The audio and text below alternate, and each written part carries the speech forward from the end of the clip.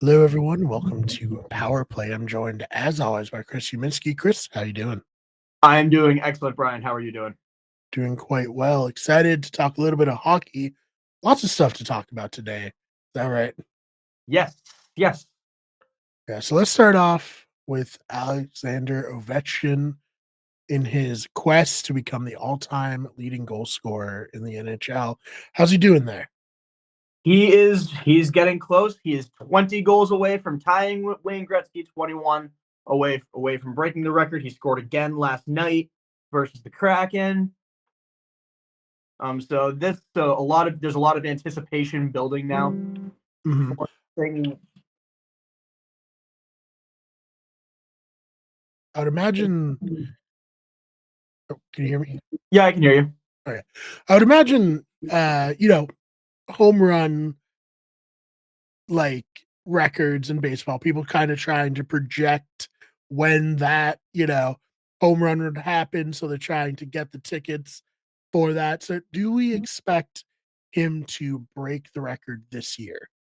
Well, let's see. An NHL season is 82 games. Capitals have played Washington Capitals. What division are you? Washington Capitals have played 47 games. So theoretically, if he scores a goal a game, this is well within reach this season.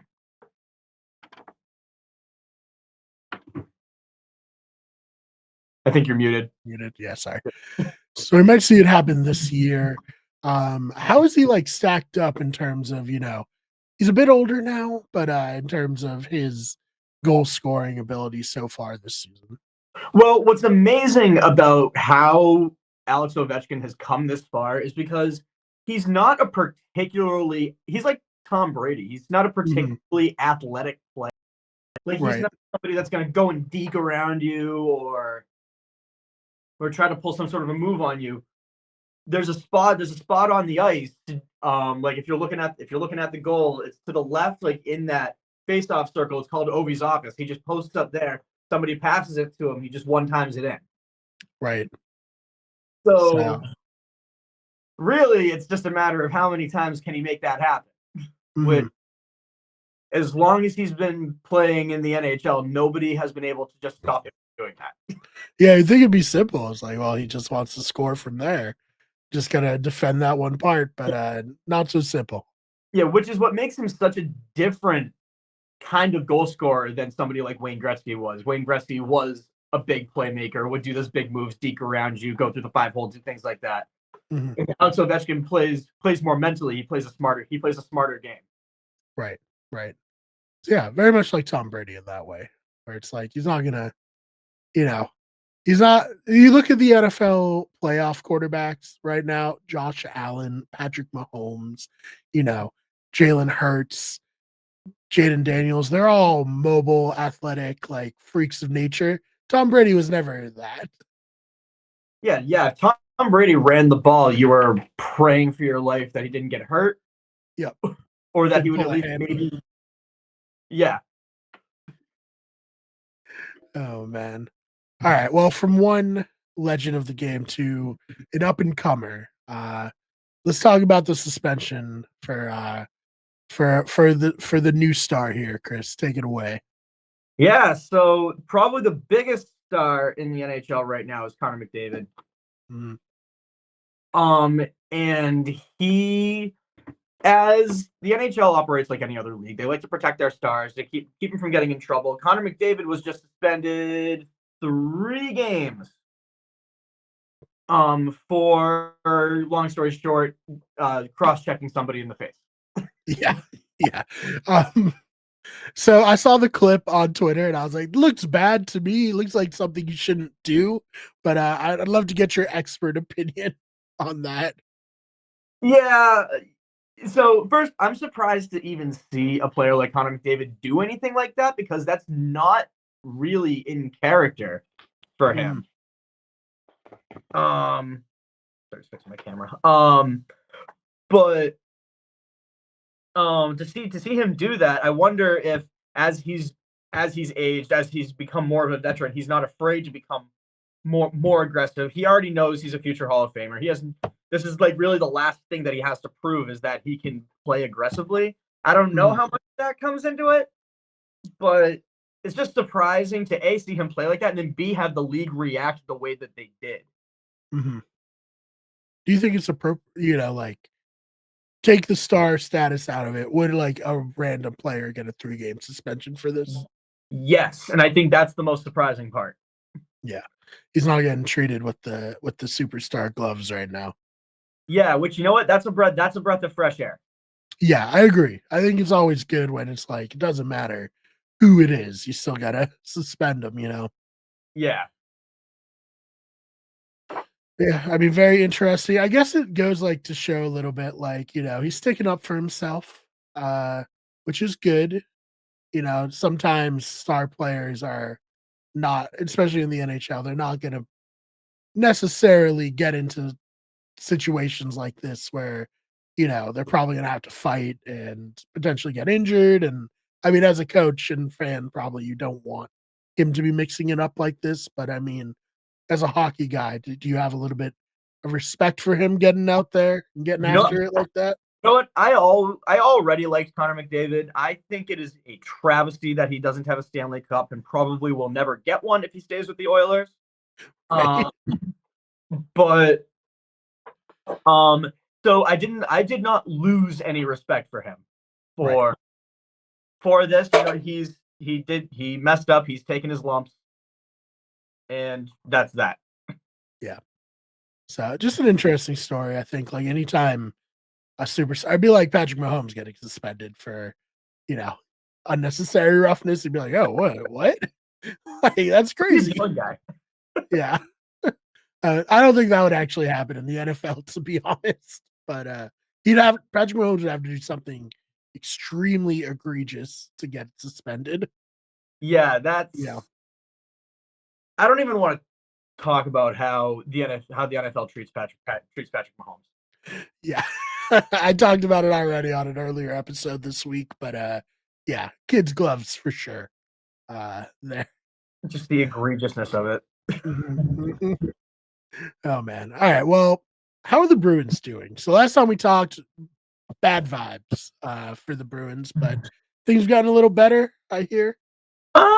We're definitely on an upswing. We did have a somewhat of a break for the last week. We're still 6th in the Atlantic, which isn't ideal.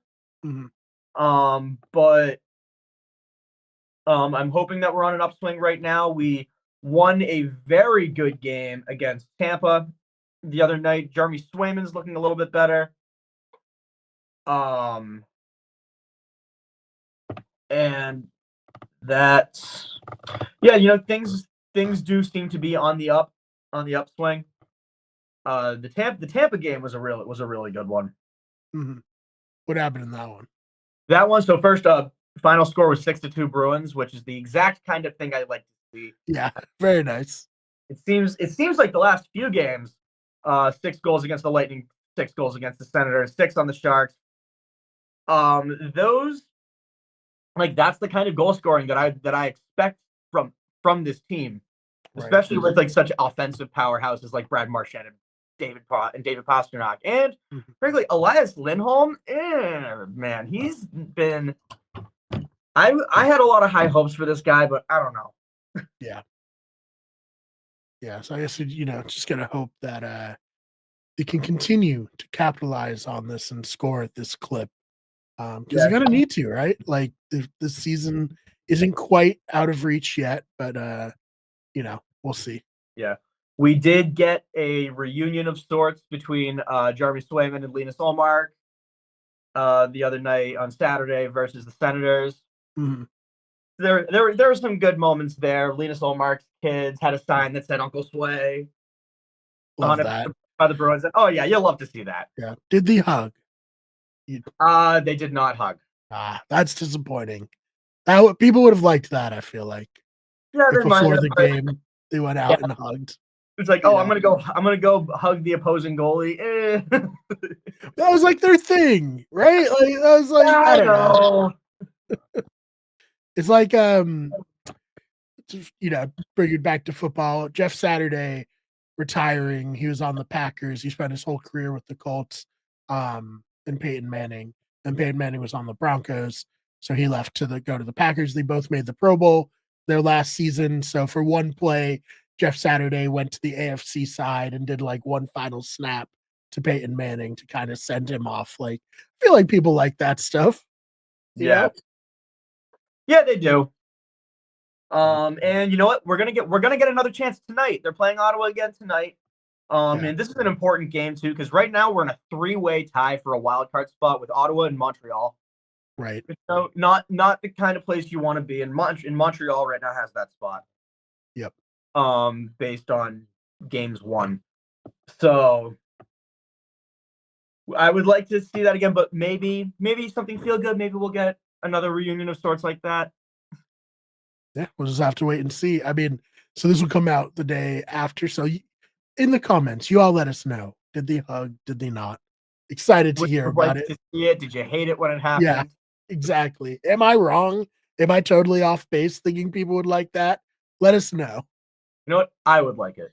Yeah, Chris would like it. So I'm a sucker for stuff like that. Yeah, me too. Me too. Oh man. Was there anything else you wanted to cover before we get on out of here for this segment? Nope, I think that's it. All right. Anything you want to plug?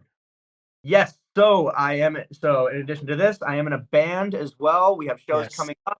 Today is Thursday, so Friday when this comes up, we are at the Kodo in Lowell tonight.